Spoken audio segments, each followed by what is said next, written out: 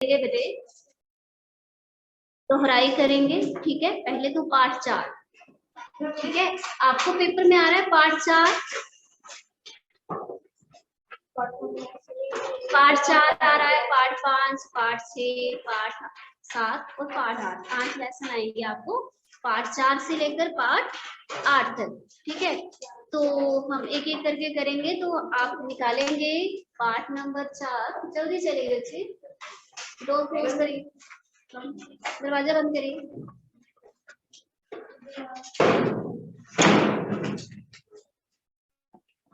देखेंगे पार्ट 5 निकालेंगे आप। डिस्कवरिंग बुक में हमारी कविता है पार्ट 4 को, स्नेह निर्झर बह गया, स्नेह निर्झर बह गया, ठीक है। एक कविता है, तो कविता निकालिए पार्ट 4 पृष्ठ संख्या 48, ठीक है।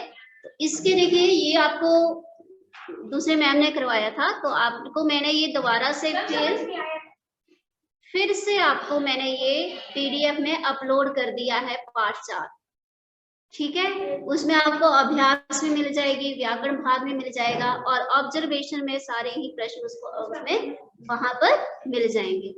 देखिए आपको, देखे थे ना आपने, तो आपको सारा ही मटेरियल जो है वो पार्ट 4 का आपको नोटिस बोर्ड में नहीं सॉरी नोट्स में पीडीएफ में मिल जाएगा, पीपीटी में भी अपलोड है, ठीक है।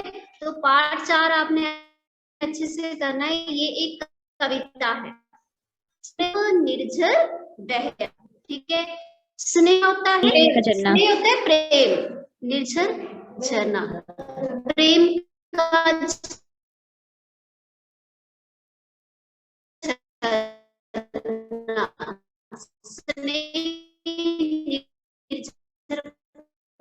झर गया। प्रेम रूपी झरना जो है वो पाठी निराला जी है, का नाम है सूर्यकांत त्रिपाठी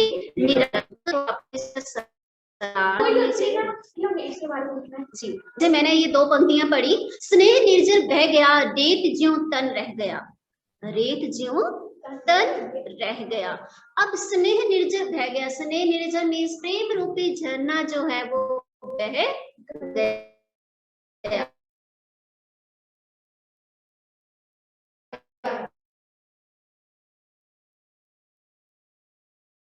बह गया मीन्स बहना। कवि सूर्यकांत त्रिपाठी निराला जी इस कविता के माध्यम से कह रहे हैं कि जो प्रेम रूपी झरना है बह गया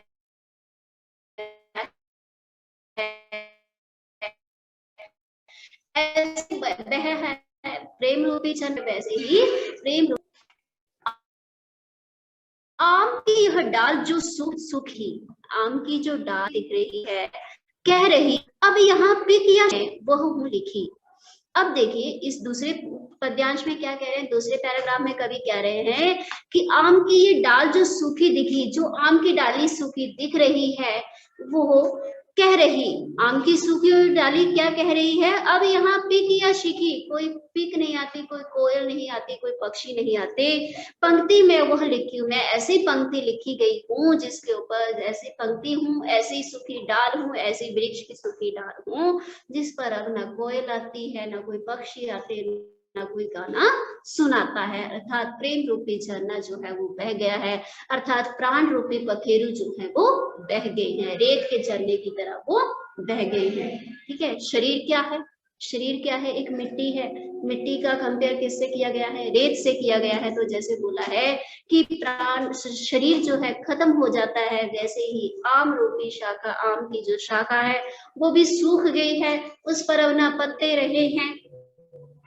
ना फल रहे हैं, ना उस पेड़ पर अब कोयल है, ना पक्षी आते हैं चहचहाने, अर्थात डाल जो है वो सूख गई है, अब इसके ऊपर कोई नहीं आता, अपना गाना सुनाने कोई नहीं आता, नहीं जिसका अर्थ जीवन बह गया हूँ, अब मैं ऐसा जीवन बन गया जिसका कोई अर्थ नहीं है, अब मैं ऐसे प्राण बन गया, ऐसा मनुष्य बन गया हूँ जिसका कोई अर्थ नहीं है, अर्थात मैं ऐसी पंक्ति हूँ जिसके ऊपर कुछ नहीं लिखा हुआ है, अर्थात मेरा अस्तित्व जो है वो खत्म हो चुका है, अर्थात मेरे प्राण रूपी बखेरे रह गए हैं, प्रेम रूपी झरना जो है वो बह चुका है। तो कभी अपने आप को कहते हैं कि मेरे अंदर अब कुछ नहीं रहा है, मैं ऐसी खाली पंक्ति बन गई हूँ जिसमें कुछ भी नहीं लिखा गया है। आगे देखेंगे अगले पद्यांश में, तीसरे वाले में, दिए हैं मैंने जगत को फूल फल। अब यहाँ पर कहते हैं, कवि कहते हैं दिए हैं मैंने जगत को फूल फल। अब देखो आम के वृक्ष से कंपेयर किया है, आम के वृक्ष से उसको जोड़ा गया है, ठीक है। तो कवि कहते हैं कि मैंने इस जगत को अपने फल फूल दिए हैं, ठीक है, किया है अपनी प्रतिभा से चकित चल। मैंने अपनी प्रतिभा से, प्रतिभा होता है अपनी योग्यता से, चकित मीन्स आश्चर्य से भरना, ठीक है, आश्चर्यचकित कर दिया है मीन्स अपनी प्रतिभा से, अपनी क्षमता से लोगों को हैरान कर दिया। पर अनश्वर था शकल पलवित। अनश्वर क्या होता है बच्चे? जिसका नाश ना हो सके, जिसका नाश ना हो सके, ठीक है। और पलवित क्या होता है? हरा भरा, ठीक है। ठाठ जीवन की वही जो ढह गया है। ठाठ क्या होता है? तड़क भड़क, ढह गया है, गिर जाना, ठीक है। तो दिए हैं मैंने इस जगत को फल फूल। कवि कहते हैं कि मैंने इस जगत को फल फूल दिए, मैंने अपनी प्रतिभा से, अपने कार्यों से, अपने योग्यता से लोगों को आश्चर्यचकित कर दिया, पर अनश्वर था। पर ये सब कुछ क्या था? अनश्वर था, ठीक है। अनश्वर क्या बताया मैंने? जिसका नाश ना हो सके, अनश्वर था। सफल पलवित, पल पल ठाठ जीवन का वही जो ढह गया। बोला है ये कभी अनश्वर था, कभी ना खत्म होने वाला था। पलवित मीन्स हरा भरा था, ढा ठाठ जीवन की वही जो ढह गया। बोला ये जो मेरी ठाठ बाट थी, ये जीवन की, ये सब कुछ ढह गया, अर्थात प्रेम रूपी झरना जो है वो बह गया, अर्थात सारा ही सुख जो है वो निकल गया, ठीक है। सारी ठाठ बाट निकल गई, जो मैंने लोगों को आश्चर्यचकित कर दिया था अपनी ठाठ बाट से, वो सारा ही ढह गया है, सारा ही बह गया है।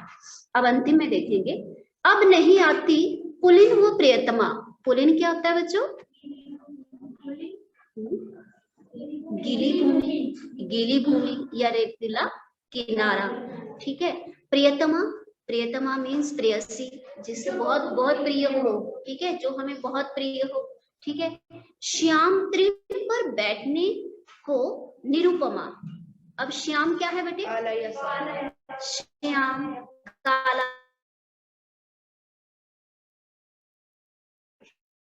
ठीक है।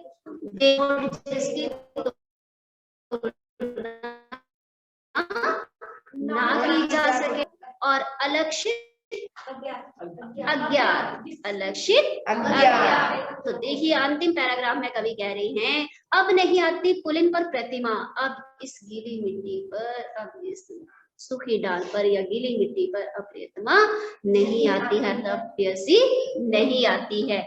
श्याम तृण बैठने को निरुपमा मीन्स श्याम रंग वाले, तृण मीन्स तिनके पर, निरुपमा मीन्स, निरुपमा का अर्थ क्या बनाया? रेतीले किनारे पर नहीं आती। बह रही हृदय पर केवल अमा। अब केवल हृदय रूपी में अमा बह रही है। अमा मीन्स अमावस्या, अर्थात मेरे जीवन में केवल अमावस्या है। अमावस्या क्या होती है? काली अंधेरी रात, ठीक है, अर्थात उसके जीवन में अब कुछ भी नहीं है।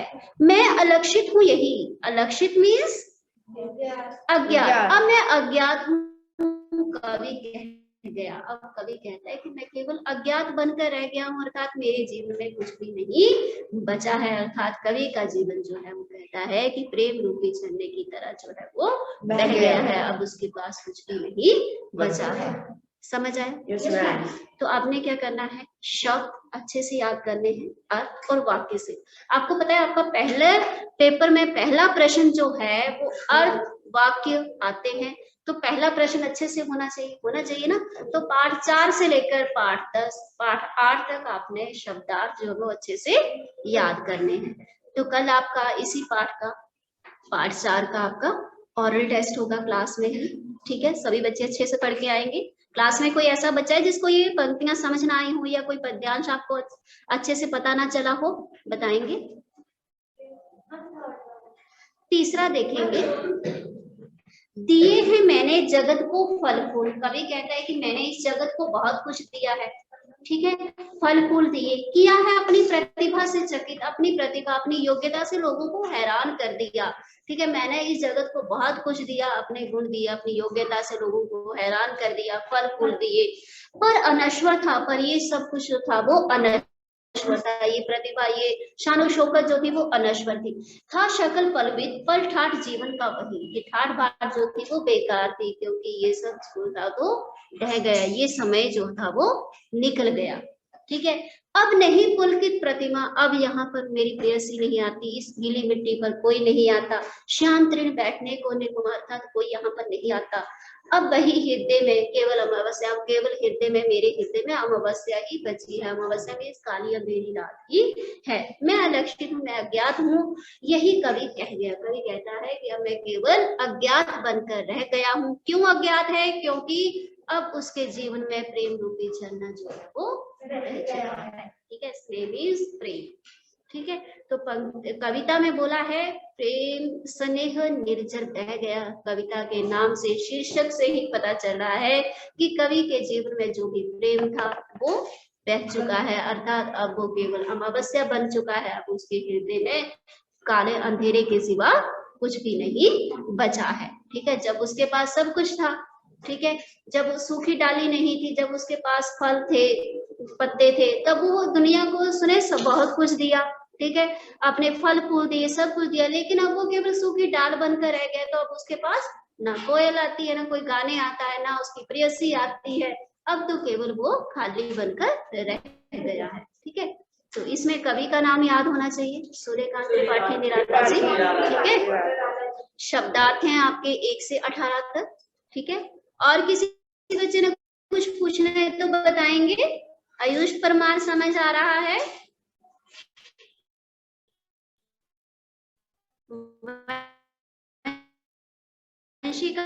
आपको कोई भी एक पैराग्राफ आएगा तो आपने उसका अच्छे से प्रसंग और व्याख्या लिखनी। प्रसंग कैसे लिखते हैं, कौन बताएगा? मैम प्रस्तुत पाठ हमारी हिंदी पाठ्य पुस्तक हिंदी साहित्य भाग से लिया गया है। अब एक बात देखेंगे, वंशिका और यामिनी दोनों आंसर कर रहे हैं। देखिए, प्रस्तुत पाठ नहीं, प्रस्तुत कविता क्या है? कविता। हम प्रसंग किसका लिखते हैं? कविता का लिखते हैं ना, तो हम लिखेंगे प्रस्तुत पंक्तियां हमारी पाठ्य पुस्तक डिस्कवरिंग बुक भाग 8 की कविता स्नेह निर्जर बह गया से ली गई हैं। इस कविता में कवि सूर्यकांत त्रिपाठी जी ने अपने जीवन के बारे में कहा है कि उनके जीवन में प्रेम रूपी झरना जो है वो रह चुका है, अर्थात उनके जीवन में केवल अमावस्या ही रही है, ठीक है। देखिए, प्रस्तुत जो हम पंक्तियां लेते हैं या प्रस्तुत पद्यांश हमारी पाठ्य पुस्तक का नाम क्या है? डिस्कवरिंग बुक भाग 8 की कविता का नाम क्या है? स्नेह निर्जर बह गया, ठीक है। Excuse me ma'am. हाँ जी, बोलेंगे। Excuse me ma'am. बोलिए रिया। मैम समर को एडमिट कर लो।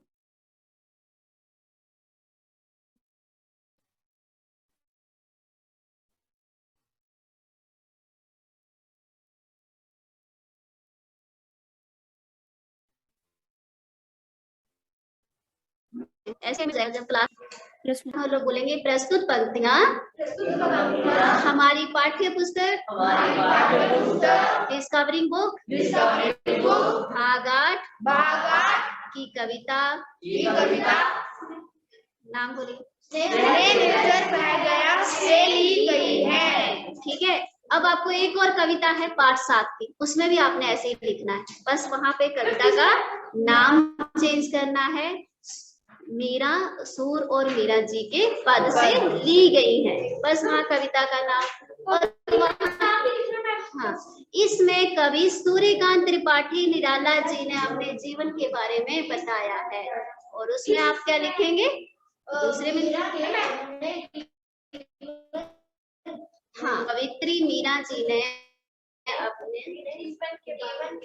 श्री कृष्ण के से प्रेम के बारे में बताया, अपने और श्री कृष्ण के प्रेम के बारे में बताया है। और सूरदास जी के पद आएंगे तो इसमें कवि सूरदास जी ने, ठीक है, हो जाएगा, जीवन के बारे में बताया। हाँ, सूरदास जी ने श्री कृष्ण की बाल लीलाओं का वर्णन किया है, ठीक है। जीवन के बारे में तो सूर्यकांत त्रिपाठी निराला जी ने बताया है, ठीक है।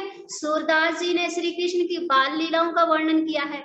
मीरा जी ने कृष्ण का प्रेम का वर्णन किया है, कृष्ण जी से अपने प्रेम का वर्णन किया है, ठीक है। तो आपने देखो तीनों कविताएं 2 हैं, कवि 3 हैं, ठीक है। जो दूसरी कविता है ना पाठ 7, उसमें 2 कवि हैं, मीरा जी के पद भी है और सूरदास जी के पद भी है, ठीक है। तो ये तो हो गया प्रसंग, ठीक है। व्याख्या करेंगे, साथ में अभी आपने शब्दार्थ देखे। फिर इसमें व्याकरण भाग है शब्द भंडार, ठीक है, शब्द भंडार। अब मुझे भावना बताएगी शब्द भंडार में कौन कौन से शब्द आते हैं।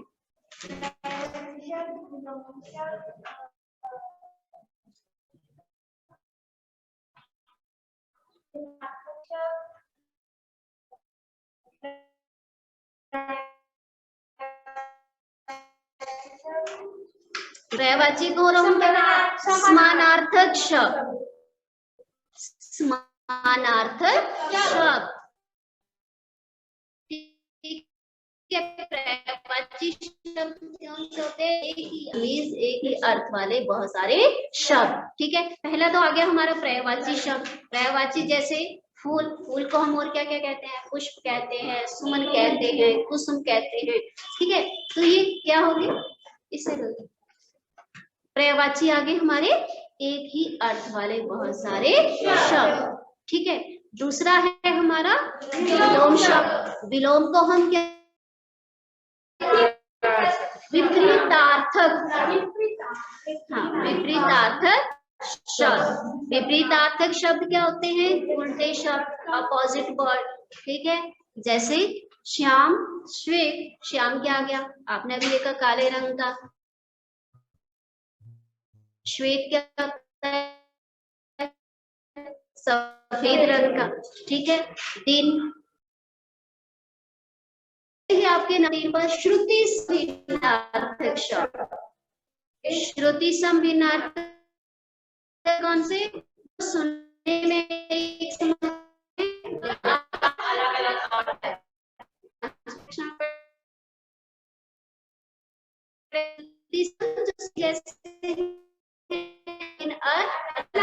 और मतलब के जैसे, अब सुनने में तो दोनों एक जैसे हैं पर अर्थ अलग अलग है।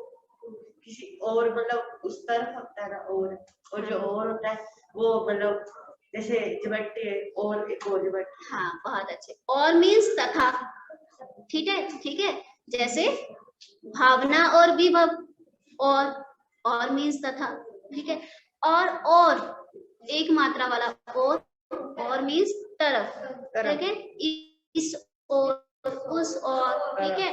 तो एक और होता है तथा, दूसरा और तरफ, ठीक है। तो नंबर 3 पर क्या आगे? श्रुति संभिन्नार्थक शब्द जो सुनने में एक जैसे हैं, अर्थ अलग अलग हैं। गृह, ग्रह सुनने में एक जैसे लग रहे हैं। गृह होता है घर, ग्रह होता है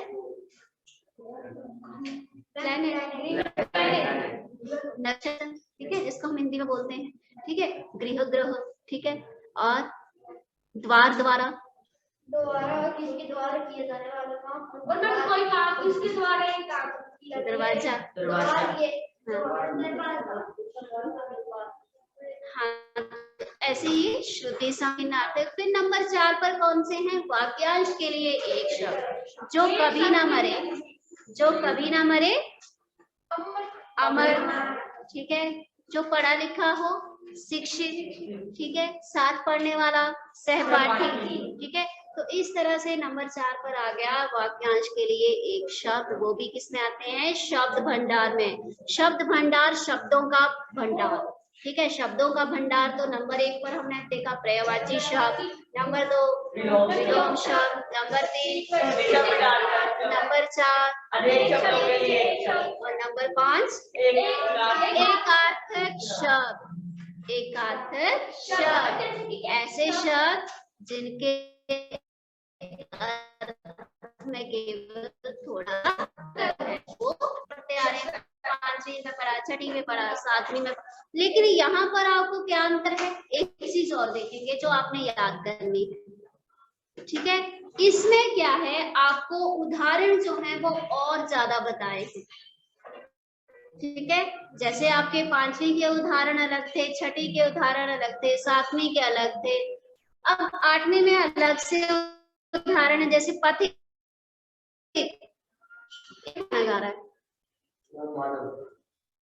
माधव खड़े हो जाओ, स्टैंड अप। हाँ देखिए, अब देखिए, अरण्य, किरण, कोकिल, गंगा, चांदनी, बिजली, पथिक, इसमें ऐसे शब्द हैं जो ना आपने 6वीं में पढ़े होंगे ना 7वीं में, ठीक है, नए शब्द आए हैं ना इसमें। तो आपने क्या करना है बेटे, पाठ 4 में जो भी आपको शब्द भंडार में पर्यायवाची, विलोम, अनेक शब्दों के लिए एक शब्द, एक अर्थक शब्द दिए गए हैं, उसको आपने जो उदाहरण है उनको अच्छे से याद करना है, सारे ही उदाहरण, क्योंकि उदाहरण इसमें आपको अलग दिए गए हैं, ठीक है।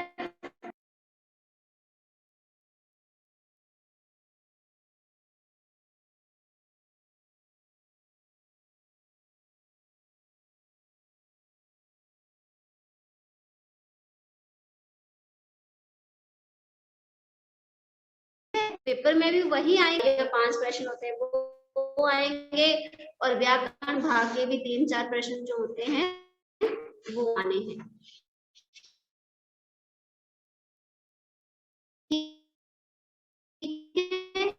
है। तो आप शब्द भंडार इसमें याद करने, अतिथि मेहमान, हम होमवर्क क्या होगा? क्या हुआ बेटे? हम आपका होमवर्क क्या होगा? आवाज नहीं आ रही बेटी। यामिनी ठीक हो? हम ठीक हूँ। आज का होमवर्क, आज का जो गृह कार्य है, ठीक है, एक तो आपने पाठ जो है वो अच्छे से पढ़ना है सारा ही, ठीक है। तो शब्द भंडार जो है वो तो आप इसमें से बुक से याद कर लेंगे। आपका जो गृह कार्य होगा वो कविता सार लिखना है, कौन कविता का? इसने, ठीक है। व्याख्या तो सार में व्याख्या भी आ गई, ठीक है। सार में अब देखो मैं व्याख्या दूंगी, आपके 4 पैराग्राफ हैं, एक एक करके अलग अलग लिखने से अच्छा आपका पूरा सार में आपको समझ आ जाएगा ना वंशिका? हाँ, तो आप सार में लिखेंगे कि प्रस्तुत कविता, इस जो भी सार है तो आप सार में लिखेंगे। सार कविता में कवि सूर्यकांत त्रिपाठी ने कविता का नाम लिखेंगे ना, सुबह कहा है कि उनका जीवन जो है, उनके जीवन में प्रेम रूपी झरना जो है वो रेत के समान बह गया है, अर्थात अब उनके जीवन रूपी आम की डाली जो है वो सूख गई है, उस पर अब ना कोई पक्षी आता है, ना कोयल गाने आती है, ठीक है। अब वो केवल ऐसी पंक्ति बन गए हैं जिसका कोई अर्थ नहीं है, कुछ लिखा नहीं जाता है, अर्थात ऐसी पंक्ति बन गई है जो अर्थहीन है, जिसका कोई अर्थ नहीं बचा है, अर्थात उनका जीवन जो है वो दह गया है। दह क्या होता है बच्चों? दम गिर गया, गिर जाना, अर्थात उनका जीवन जो है वो अब गिर गया। अब देखिए आगे भी आप लिख सकते हैं, दूसरा पैरा बनाकर है, मैंने कभी कहते था, अर्थात उनका जीवन जो था वो आम के पेड़ की तरह हरा भरा था, तो उन्होंने लोगों को अपने कविताओं के माध्यम से, कविताओं रूपी फल फूल जो है वो लोग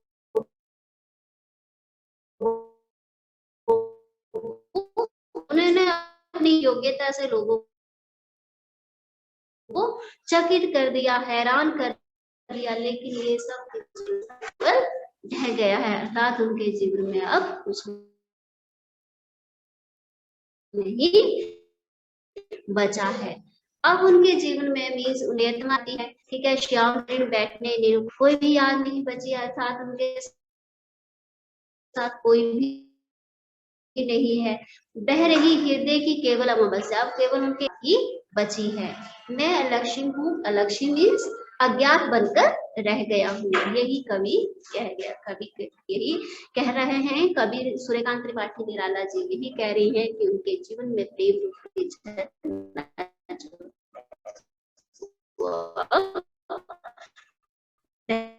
चुका है। तो आप इसकी कविता का सार लिखकर जो है वो अन्य के लिए सुनेंगे। आपने इसके शब्दार्थ वाक्यों सहित अभ्यास 1 के प्रश्न, ठीक है, व्याकरण भाग सारा ही उदाहरण सहित याद करना है। अब इसके प्रश्न है, कवि के अनुसार क्या बह गया है? मैम कवि के अनुसार प्रेम रूपी झरना बह गया है। हाँ वंशिका बोलिए। कवि के अनुसार प्रेम रूपी झरना। हाँ बहुत अच्छे। और क्या पूछ रहे थे वंशिका? मैम हमने प्रसंग भी लिखना है।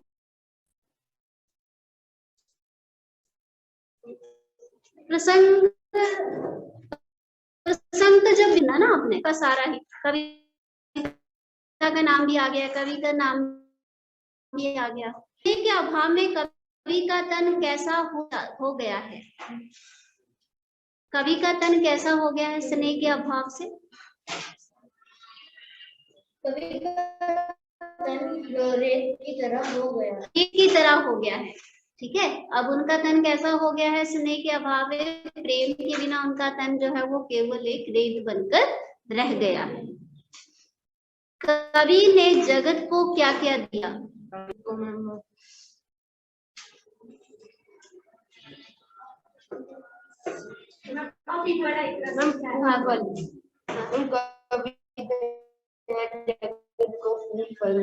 फल फूल दिए। हाँ सोचना क्यों पड़ रहा है? ये तो देखिए दूसरे पैराग्राफ में बताया ना, दिए हैं मैंने जगत को फल फूल, ठीक है। तो कवि ने अपने जीवन अपनी प्रतिभा के माध्यम से, अपनी योग्यता के माध्यम से लोगों को चकित कर दिया, उन्होंने लोगों को फल फूल दिए।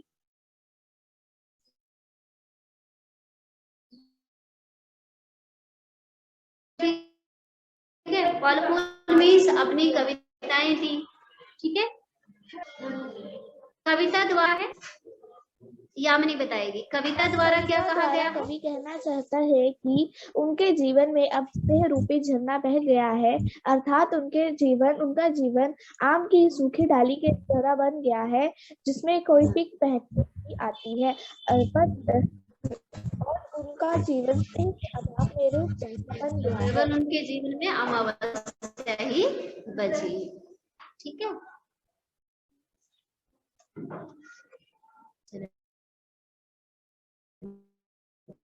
बहुत अच्छे बेटे, बहुत अच्छे।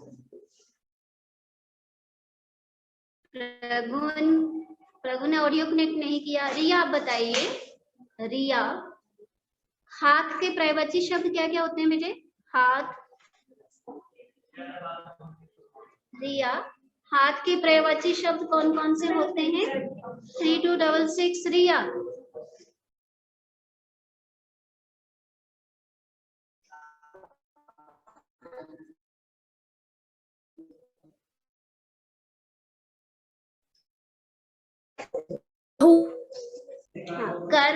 कर भी कहते हैं, ठीक है। हाँ हाथ के शब्द, ठीक है। तो आपने क्या करना है, सारे ही उदाहरण अच्छे से याद करने हैं, और असाइनमेंट में आपने सार लिखना है।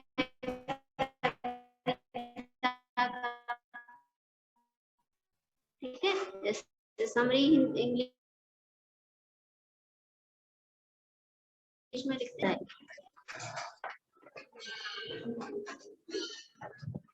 चलिए देखिए, आप निकालिए, सभी बच्चे निकालिए पृष्ठ संख्या 53 निकालिए। 53 समूहवाची शब्द 53 पेज। देखिए हमने 5 तरह के शब्द तो हमने पढ़े थे पहले, ठीक है। पर्यायवाची शब्द पढ़े थे, ठीक है। अनेकार्थक, अनेक शब्दों के लिए एक शब्द हमें पता थे, विलोम शब्द पता थे, श्रुति शब्द पता थे, एकार्थक शब्द पता थे। अब देखिए अनेकार्थक शब्द 52 पेज का 52। ठीक है। अनेकार्थक शब्द देखेंगे। अब आप यहाँ पर दो चीजें अलग से और ऐड हुई हैं, अनेकार्थक शब्द और समूहवाची शब्द। ठीक है, तो अनेकार्थक शब्द क्या होते हैं देखेंगे, जिन शब्दों से के एक से अधिक अर्थ हैं उन्हें। ठीक है, अब आप नंबर 6 पर क्या आ गया, अनेकार्थक शब्द। अनेकार्थक जिन शब्दों के एक से अधिक अर्थ निकले। अब जैसे घट, पर्यायवाची क्या होते हैं, एक अर्थ वाले बहुत सारे शब्द, और यहाँ क्या है, एक शब्द के बहुत सारे अर्थ, ये अंतर है। अनेकार्थक और पर्यायवाची में अर्थ है, पर्यायवाची जो होते हैं वो एक अर्थ वाले बड़े सारे शब्द आ गए, और अनेकार्थक में आ गया जैसे अर्थ के शब्द और मैम इसमें शब्द क्या, जैसे घट, घट भी कहते हैं। जीवन, जीवन को हम जल भी, मैं आपको माइक बंद दो।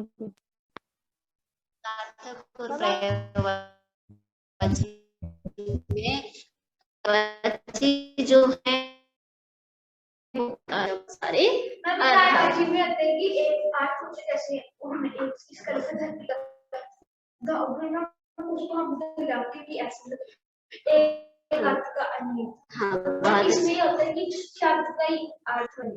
बहुत अच्छे मीन्स एक शब्द के भी बहुत सारे अर्थ जो है वो निकलते हैं। ठीक है, जैसे लाल, लाल को रंग भी कहते हैं।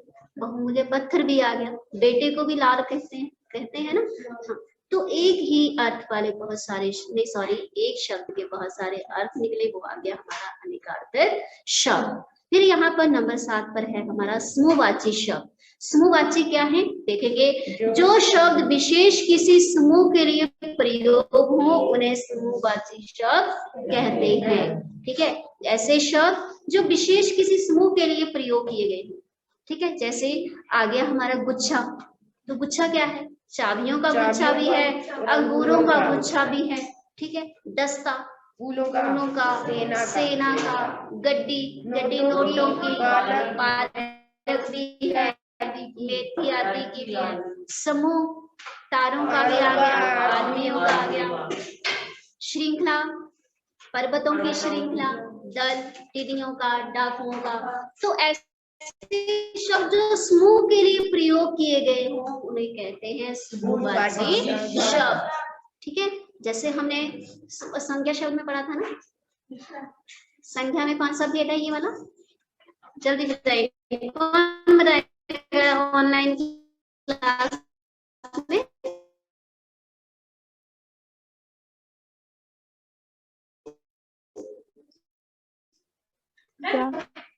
संख्या में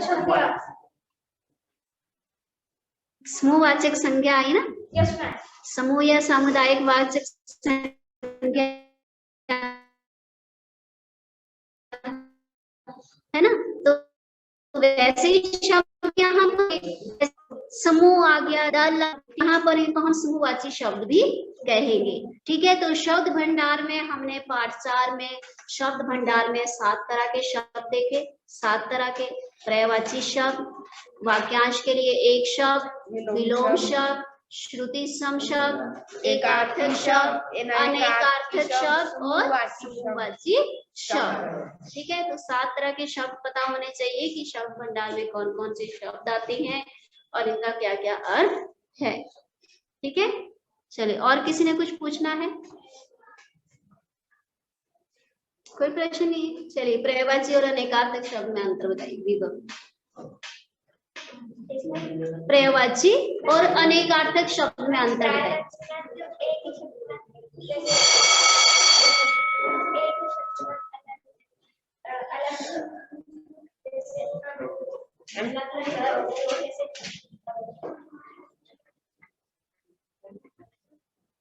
अभिषेक, एक ही शब्द में अलग शब्द, एक शब्द में एक ही शब्द के अलग।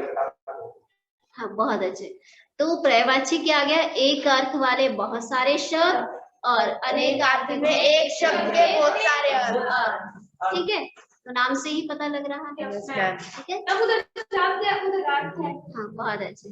एकार्थक शब्द, एक शब्द